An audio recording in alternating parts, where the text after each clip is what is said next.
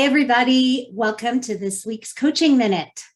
Our focus today is on how to combat those nerves that you get before speaking in front of a group, either a presentation or just speaking up in a group.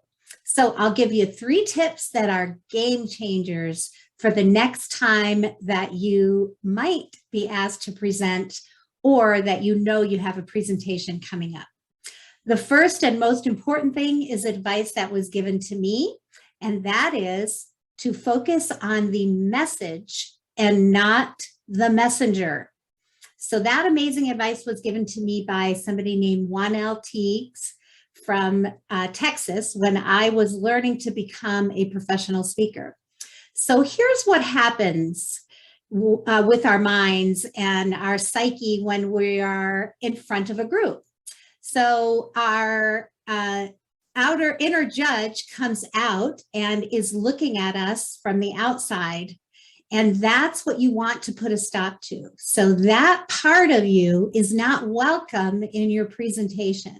And the way to make that little judge go away is to really focus on the message. So what are you there to present? Why are you answering the question, or why are you presenting to the group, or what are you teaching the group? Focus on that message rather than judging how the messenger, which is you, appears in front of the group or sounds or is perceived by the group. None of that is relevant if you focus on the message. So that's number 1. Number 2 is kind of similar in that I want you to really over-prepare. Know what you're talking about before you speak up. Make sure that it's not a point of view that's already been voiced, because that can sometimes cause nerves, right? If you're speaking up for the wrong reason. But if you are preparing some information, over-prepare, even if it's just a small presentation. It matters. Your audience matters. Your message matters. And so take the time to over-prepare. That will ease your mind. And we tend to talk faster when we're in front of a group if we're a little nervous. So always prepare a little extra material in case you are speeding things along and you run out of material before you run out of time. The last thing is to understand the physiology of nerves and how your body works.